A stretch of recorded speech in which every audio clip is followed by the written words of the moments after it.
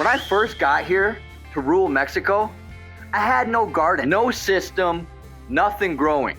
I started from absolute zero. I realized that if I wanted self-sufficiency, real self-sufficiency, then I had to start with the soil. See, you can't build a legacy on land that you're not feeding. All I started with was a bucket, some kitchen scraps that I was always throwing away. That's it.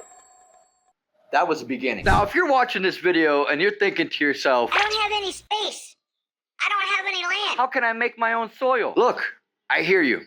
And that's exactly why I'm starting right here. See this bad boy right here?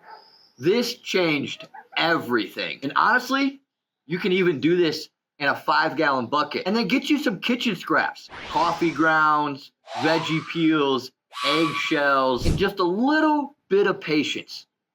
That's it. Mix it all up. Make sure your ratios of browns and greens are just right. And then wait a little bit. You got your own soil. Now, if you're living in an apartment and you don't even have a yard, don't worry, because this does work on a balcony. It also works in the corner of a room. And this right here, this is gonna be your garden goal. See, you're not throwing away food anymore. You're creating fertility. Now that we got the soil side of things handled, let's talk about what plants that I would actually grow if I was first starting out. Number one, sweet potatoes. Low maintenance with a high yield, and it stores for quite a long time. These bad boys, it'll feed a whole family and barely needs attention. Number two, beans. See, beans, they can actually fix the nitrogen within the soil. They're super easy to grow, and you can even get free seeds for next year's crop. Plant once, and they will help everything else grow around them. Number three, gotta have the onion. I mean, a lot of people use onions on most of their meals. They got a super long shelf life, and they're almost zero cost. I mean, you'll never buy onions ever again. Number four, squash and zucchini type plants. Fast growing, high volume, and they're super great for beginner gardener. If you want to feel a win really quick, then plant you some squash. You'll be drowning in it. And lastly, we got our leafy greens. You can harvest them in weeks. Heck, I've already been harvesting off of my lettuce plants, and I started growing these about 2 months ago. Even on a balcony, even in a bucket, you can grow yourself this. Now let me show you some of the things that I wish somebody would have told me when I first started out. Start small and then expand. Don't go out and try to build you a whole garden on day one. One bucket, one garden bed, one crop. Get you a win first, and then grow from there. Your soil is everything. You can have the best seeds in the world, but if your soil is dead, then nothing's gonna happen. Always feed your soil first.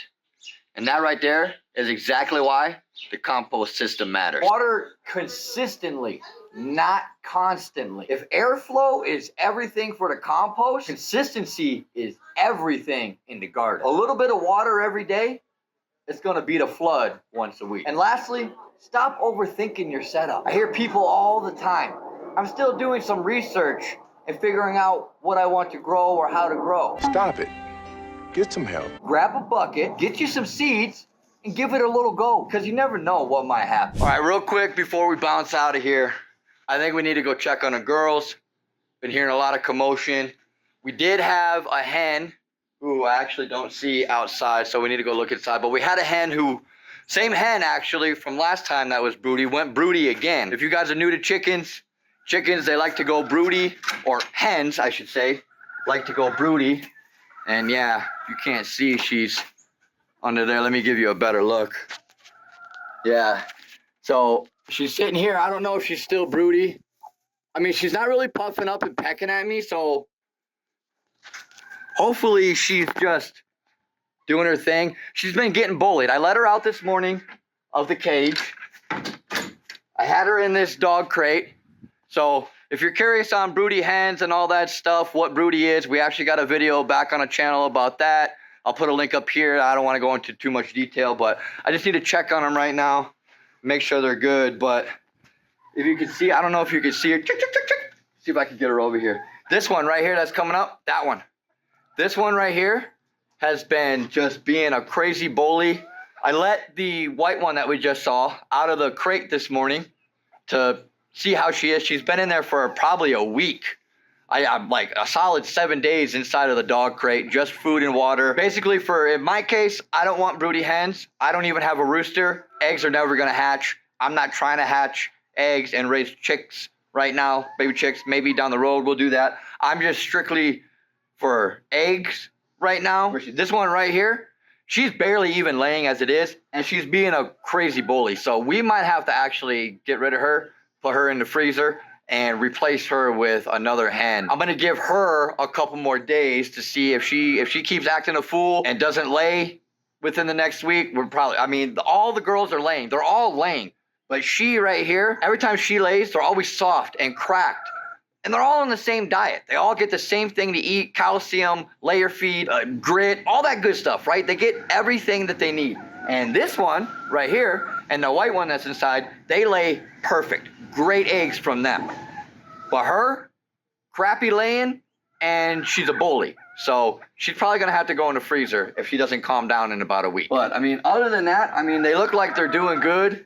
I just wanted to come and check on the other one real quick and give you guys an update on how the chicken fiasco is going.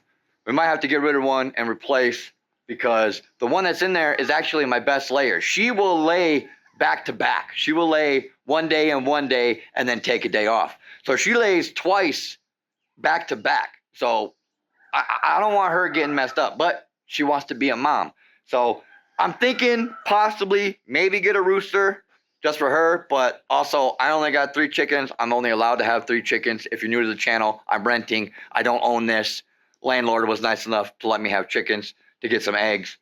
So that's all we're doing. Egg production only. No roosters, no hatching chicks, none of that. So sorry, at the end of the day, she's just taking up feed at this point. Little update on the chickens. I'm hoping that she broke her broodiness. I'm going to let her chill for a minute because she's been getting bullied, but I'll try to put her back outside. She did eat and drink this morning, so that's good. She's been out and about, but every time she comes out, she gets attacked. So that's why I'm probably going to have to get rid of that one and replace her with a new hen. But there it is, little chicken update. Let's get back to the video. All right, now look, I'm no master gardener, nor do I claim to be some guru master gardener, right? I'm just a guy who decided to stop throwing away my kitchen scraps, relying on the big box stores for my food. And I want to build something to leave behind to my children for when I'm gone. That way I know that they can take care of themselves as well. And now I got food growing out of the ground that costs me almost nothing. I'm able to feed my family from things that I grow in soil that we built ourselves over time from scratch. If I could do it out here in rural Mexico, starting with just a bucket, and you can do this too, wherever you are. In your backyard, on your balcony, heck, even on a windowsill. You just gotta stop overthinking it and start. Trust me, you won't regret it. So I hope you all enjoyed today's video, and I hope that maybe you learned something new, or you got inspired to finally take that leap into this journey of self-sufficiency. That's exactly what we're here for at Moondoe's Homestead Adventures. Not just for my family, but to show you out there that this is a lot easier than we were told. If I can do it, anybody can do it. So thank you all for tuning into the channel. Thank you all for watching another video here on Moondoe's Homestead Adventures. I'll see y'all next week. Peace.